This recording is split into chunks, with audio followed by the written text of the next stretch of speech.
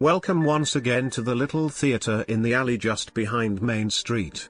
This is your host for Short Story Theatre, Basil Nightingale. I have a question. Do you know the story of the Asylum?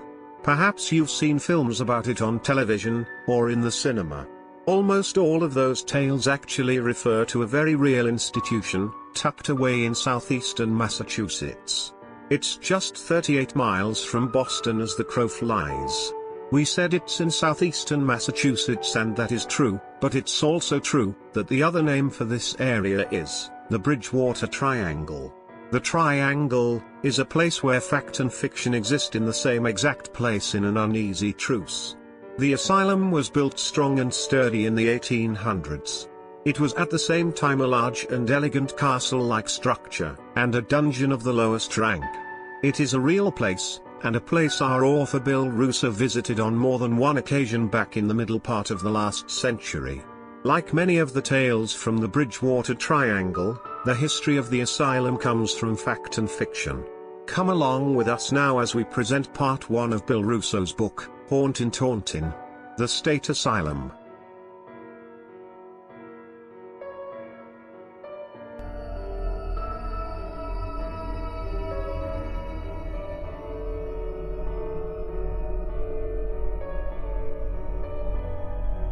At first, the monster was weak. A figure more of shadow than substance, it came only in bad dreams, separated by spaces of weeks at a time. It was human-like but ugly, like a faded rock singer with long, greasy, mottled hair touching its bony shoulders. When the dreams increased in intensity and became full-blown nightmares with no spaces between them, the ogre devolved into a solid, foul-smelling behemoth. Its face, hidden behind an obscure dark mask, was lit only by 2 bloody, fire-like circles where the eyes should have been. Its hands were clad in rigid, bumpy alligator skin, ending in sharp claws, where before there had been fingers. With each sunset, as I fell to sleep and descended into a nightmare, I was more panicked, hopelessly awaiting but equally dreading the nocturnal visit of the demon. In daily increments, the thing edged ever closer, its drooping claws splaying out like a screaming sea eagle, ready to pierce the flesh of a defenseless fish. Yoke! Yoke! Yoke! Chirac! Yak! You! It's you! Rasped the beast. Its foul words saturated with fumes of putrid breath. The claws of the brute stretched to within a hair width of touching me, a quivering, terrified man who answered the fiend's cries with cries of my own. Help me! Get away! God help me! Somebody help me! Please!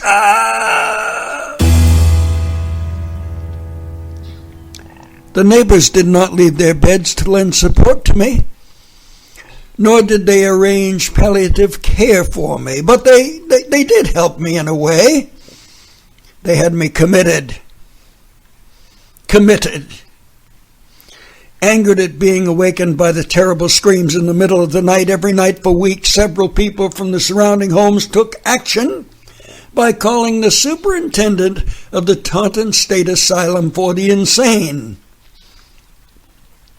Under a full moon, chained to a gurney, they carried me, the dreamer, James Wilkes, carting me off to a padded cell without a hearing and with no recourse.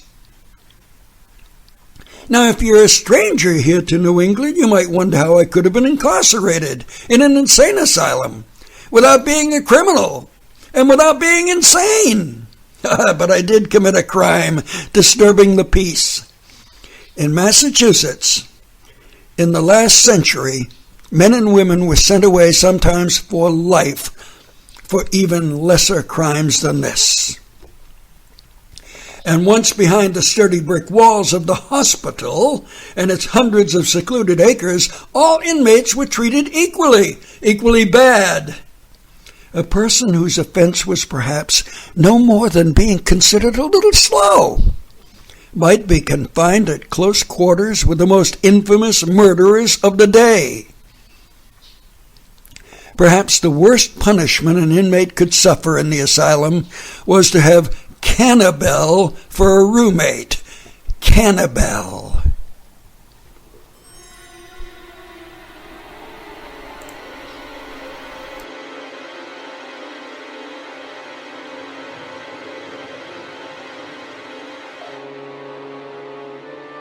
One of the most feared dwellers of the asylum, Annabelle Parsons, was convicted of killing and eating more than 24 people.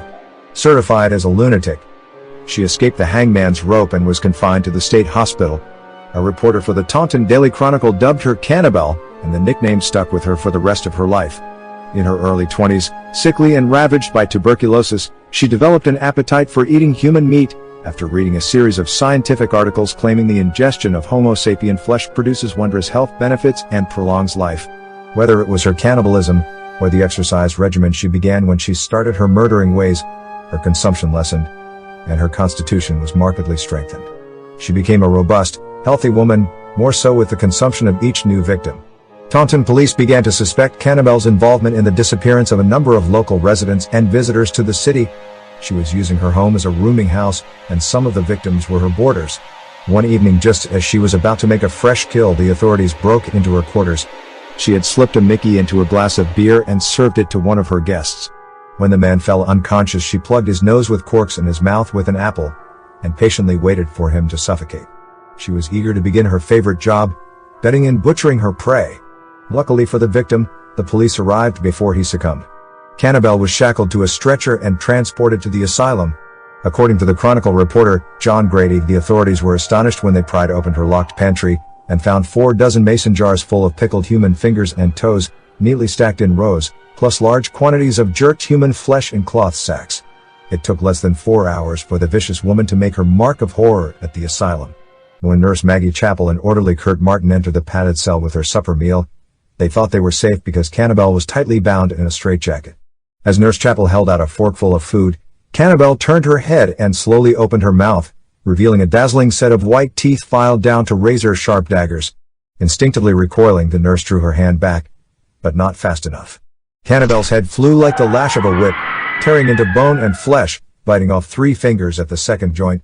While she was greedily chewing the fingers, the orderly walked towards the ferocious inmate and backhanded her across the face, only to have his fingers similarly munched off in a split second of agony.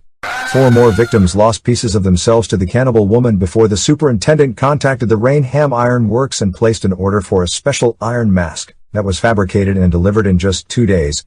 After Cannibelle lost consciousness from a sedative secreted in her evening meal, 2 orderlies clamped the mask on her face, covering her securely from nose to chin. It was padlocked in back.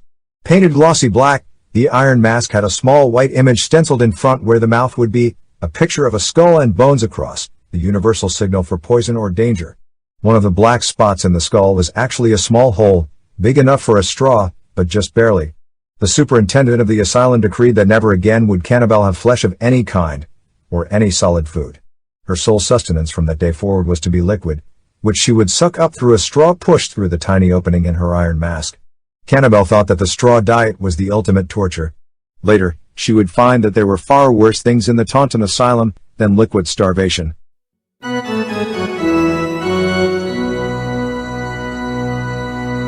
I woke up when the first blades of the dawning sun stabbed through the immense floor-to-ceiling windows of a huge breezeway connecting 2 residential wings of the Taunton Asylum.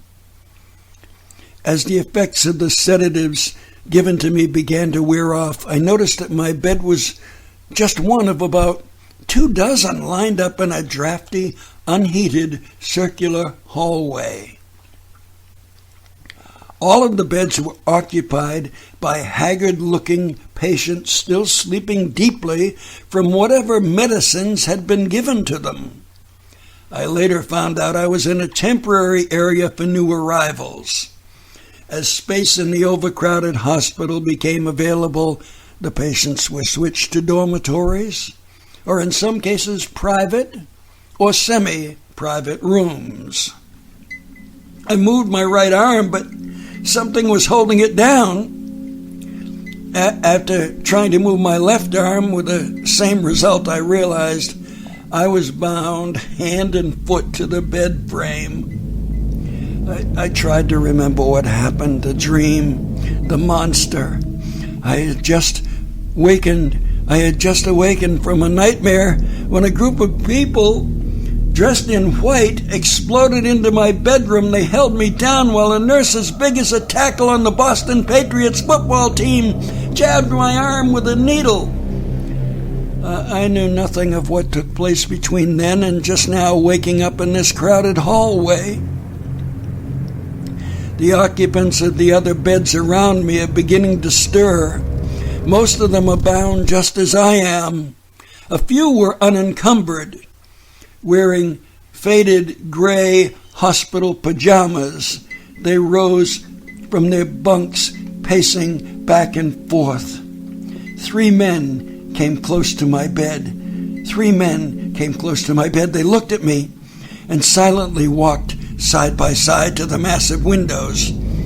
Peering out for a time, they turned and walked back to the beds. After standing mute for a few more minutes, they repeated the trip to the windows. They peered out at the well-groomed lawns surrounding the hospital complex for a moment and once again turned around and walked back to the wall of temporary beds. Excuse me, can anybody tell me where I am? Hey, can you tell me where I am?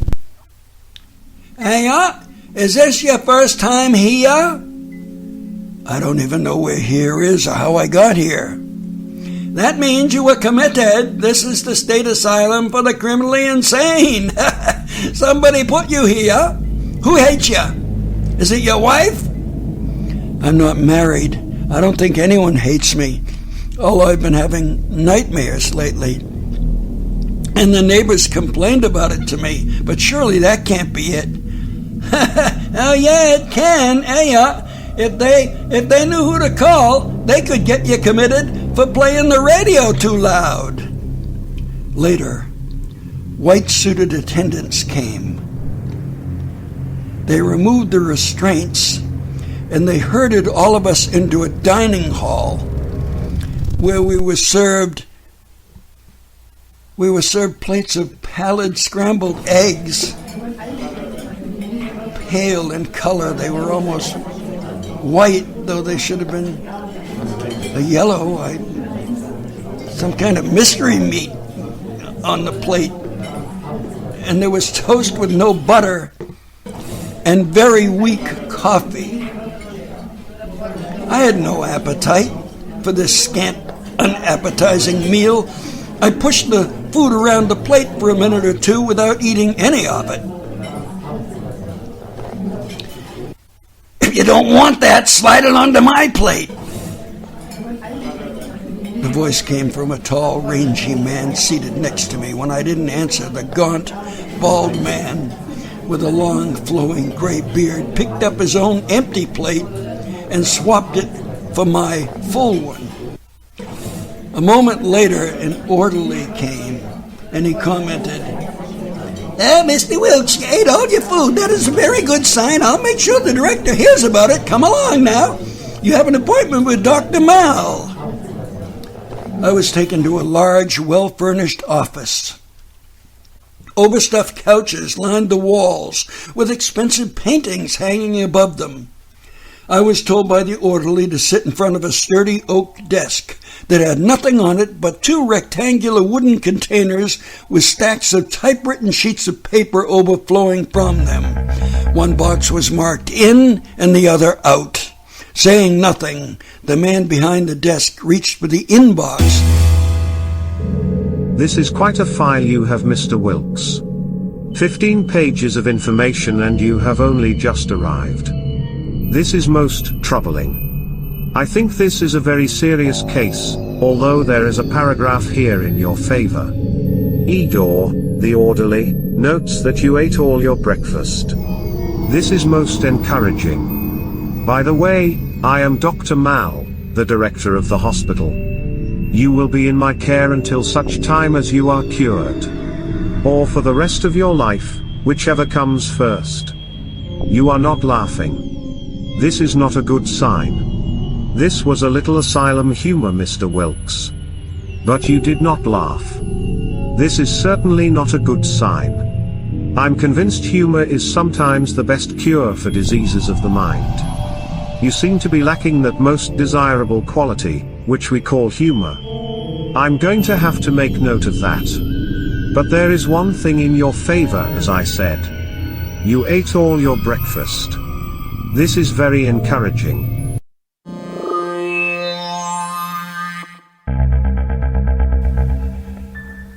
To say the least, Dr. Mao was remarkable in appearance. He was not tall, yet he would stand out in any crowd, for his face was almost 100% obscured by a mane of snowy white hair that ran uninterrupted from the top of his head nearly to his waist. His full beard plunged past the belt of his pants, and his mustache looked just like the twin tails of an albino fox. It was as if someone had pulled the shaggy white hides from 100 fluffy Angora rabbits and stuck them on a human face. There was no way to distinguish the beard and mustache from the waves of wild hair that spilled down from the top of his head. There was so much hair that the only facial features easily discerned were his eyes. And even the eyes were hard to find, for their whites blended with the hair, leaving visible only the coal-black dots that were the pupils of his eyes. The eccentric Dr. Mal dismissed James Wilkes, after telling him that he was to be moved to a semi-private room and would be seen again in 7 days for a weekly review. His room was on the 3rd floor of the first building in a chain of some 40 ornate structures built in the 1800s. The prevailing thought at the time was that pleasant surroundings would have curative value. Sadly, the interior of the hospital included a basement complete with inmates chained to the walls. The cellar treatment areas were in fact torture chambers. The worst of all was the infamous operating theater of lobotomies. That was where conscious patients had ice picks driven from a point near the eye, through the skull and into the brain. The lobotomy was considered a wonderful tool to cure many ills. The most famous victim to receive the barbaric treatment was one of the daughters of Joseph Kennedy. Joe Kennedy made an illegitimate fortune selling liquor during the Prohibition days. Joe Kennedy became famous in old age for being the father of John F. Kennedy, the 35th United States President. There were many horrific things about the asylum, but Wilkes' room was pleasant and airy. Its location on the top floor afforded an unrestricted view of the beautiful countryside surrounding the facility. To his right were lush fields with great rolls of fragrant, new-mown hay placed next to tracts of corn growing higher than the heads of sleek horses running playfully in a corral close by. A pond filled with waters from the pure springs near the Hockomock Swamp shone like a cobalt blue jewel to the left. A paved hiking path circled the entire pond, affording the patients a peaceful walk of more than a mile. Park benches were placed on the strollway in strategic locations near shady trees. Wilkes was told to stay in his room until lunch. Next to his bed was a padded chair which he sat in. It was between his bed and a 4-drawer bureau on the side wall. Opposite him was the same configuration on the other side wall. Its seat was also occupied by the same man who had swapped plates with him at breakfast. They spoke, each introducing himself. The man, Earl E. Grader, was a partner in one of the first computer companies. He was the brains of the firm, while his opposite number, a lawyer, took care of the business end. In the early days of the company, the attorney suggested Grader sign what he called a keyman agreement. The trusting Mr. Grader signed it, without having it checked by a neutral lawyer. After the company became wildly successful, My partner had me committed, and under the terms of that key man provision, he got sole control of the firm. I've been locked up here in the asylum ever since. That is a sad story, Earl. You know, I think I may be in the same boat as you. I've been visited at night either by a real monster or by nightmares of a monster. I'm not sure which it is. But it frightened me so much that every night I wake up in terror, and my screaming annoyed my neighbors so much they had me committed. I don't know if I'll ever get out.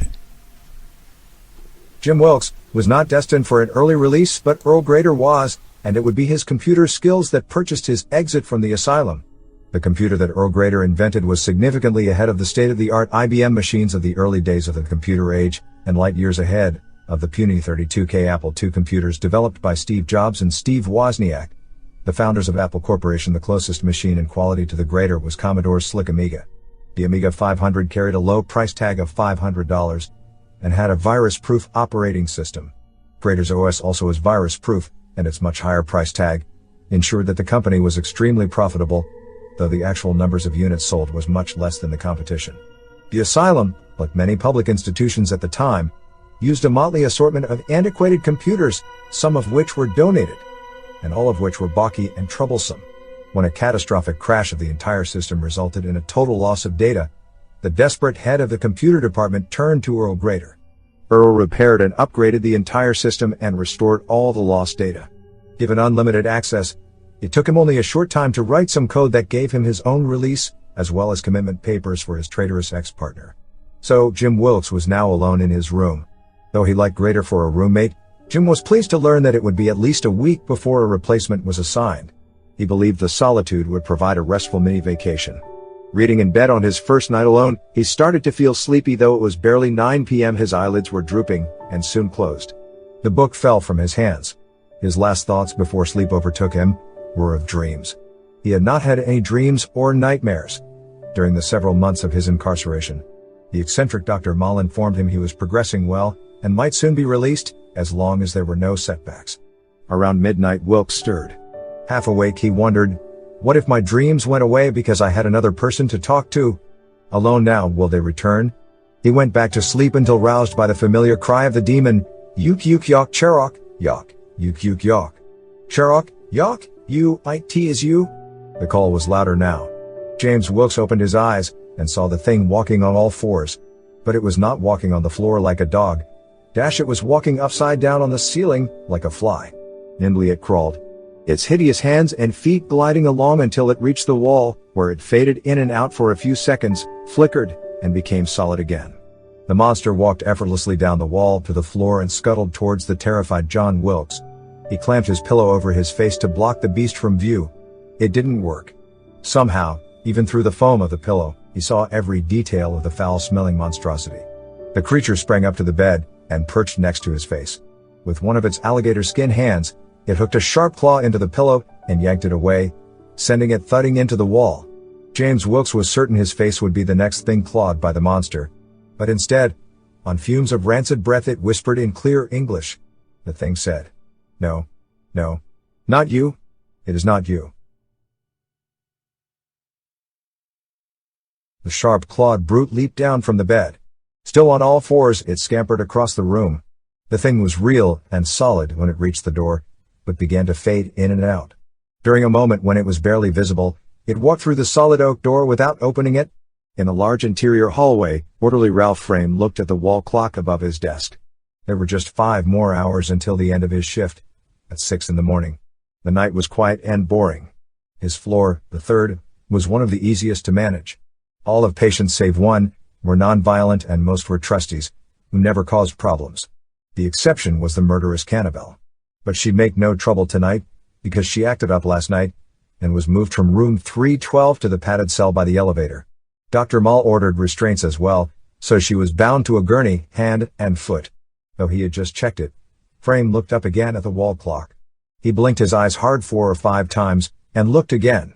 There was nothing there but the clock, yet a moment before, he had seen something. It looked like a man walking on the wall, but the image was almost transparent, and only lasted a split second, before seeming to go right through the wall and into 312. Cannibelle's old room. The patient in 312 was wide awake despite the late hour. She was still angry and upset at being forced to share a room with the most unpopular and deadly inmate in the facility. When Dr. Mall threatened to put her in the infamous basement torture chambers, she relented. She had been Cannibelle's roommate for 1 week. The wall walker materialized just below the ceiling and started creeping toward her, but the patient in 312 didn't scream. She was more fascinated than fearful. For the past several months, rumors percolated through the hospital about a strange creature that walked on walls and ceilings while spying on patients. Inmates described the thing as harmless, usually just walking across the ceiling, doing nothing more than merely watching them. Some said it had no face. A few described it as wearing a white suit, while others said it was naked, but had no private parts. What the patient in 312 saw, and later described to the staff, was a frightful creature, with a face obscured by a dark mask of metal or perhaps rubber. 2 pools of fire were visible where there should have been eyes. The thing walked like a fly across the ceiling, its hands covered by thick, dark alligator-like skin, claws as long and sharp as hunting knives, sprouted from the places on its hands where there should have been fingers. The beast made no noise and, though ominous in appearance, made no threatening advances. "It just looked at me," she said, "as if it were trying to memorize my face.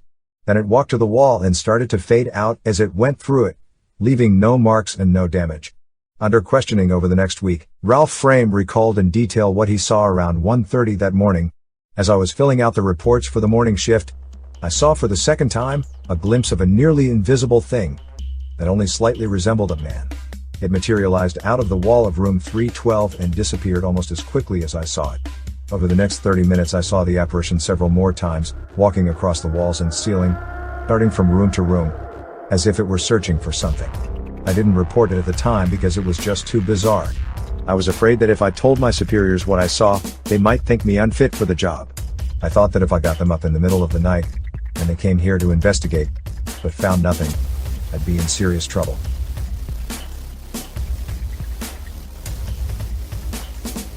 After leaving room 312, the eerie wall walker peered into the remaining 23 semi-private rooms on the floor, one after another. In each case, it crept up to the bed, studied the face of the sleeping inmate for a brief time and left, causing no harm or damage.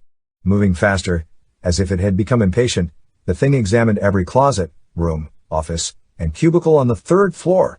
Its last stop was the padded cell next to the elevator, where Cannibelle slept. "Yuck. Yawk ya, ya. You're the one. Yawk, yawk." Hearing a strange voice that sounded half animal and half human, Cannibelle stirred and opened her eyes. She tried to rise, but couldn't budge the full body restraints strapped on her after being moved from room 312. She was able to turn her head from side to side, though the weight of the iron mask made it painful to do so. Even more painful was what she saw when she looked towards the top of the wall, near the ceiling, where the sound was coming from. In the light cast by a bare 60-watt bulb, suspended from the ceiling, she saw an inhuman creature, fly-walking, upside down. It scuttled along the wall and slowly advanced towards the gurney she was strapped to. "Yuk, ya, ya, you are the one, ya, ya," said the creature in a bizarre combination of guttural growls and actual words. Cannibelle screamed as loudly as she could, but her efforts did little more than hurt her own ears. The iron mask, with only a tiny slit for a straw, prevented the sound from being heard for more than a short distance.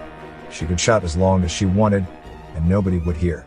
Even if somehow someone did, it's unlikely that any staff member would come to the aid of killer Cannibelle, who lunched on the fingers of 6 staff members after killing and eating at least 24 people before she was committed. Cannibelle stopped struggling and looked at the creature. A swatch of metal or perhaps hard plastic covered most of its face like a mask. Just as with her own mask of iron, there was no hole for a mouth or a nose. There were eye holes, but the fiend didn't have eyes, only 2 circles of fire, with smoke and blood spurting out, like steam from a boiling hot geyser. When it spoke, the sound burst through the flaming eyes, the words rushing along a path formed by a bloody, foul-smelling spray gushing outwards. The hands were the worst. Covered by bumpy alligator skin, they ended, not in fingers, but in razor-sharp, curved claws. The thing edged ever closer, its drooping dagger claws splayed out, like a screaming sea eagle, ready to pierce the flesh of a defenseless fish. The spiky claws glistened in the light from the bulb hanging down from the ceiling. With a blood-curdling growl, the beast slashed away at the heavy restraints binding Cannibelle to the gurney. Falling away, like husks from steamed corn, the straps were quickly cut, and Cannibelle was free, springing cat-like at the wall walker. Unable to slash with her deadly teeth because of the mask, she used the iron mask itself as a weapon, ferociously head-butting the beast. Under the unexpected siege, the wall walker backed off.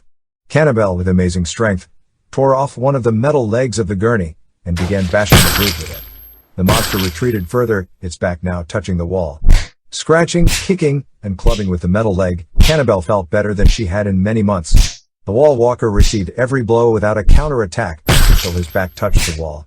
A low, rumbling noise traveled up the body of the brute, all the way to its eye holes, where it streamed out in the form of loud laughter riding atop a spray of bloody droplets. "It's my turn now," roared the creature, snapping a quick claw strike to Cannibelle's left bicep, tearing away most of the flesh and muscle covering her humerus, the long bone that runs from the shoulder to the elbow. With her left arm hanging useless and spurting blood, Cannibelle lashed out with a right-hand punch to the monster's side, near where the kidney would be in a human.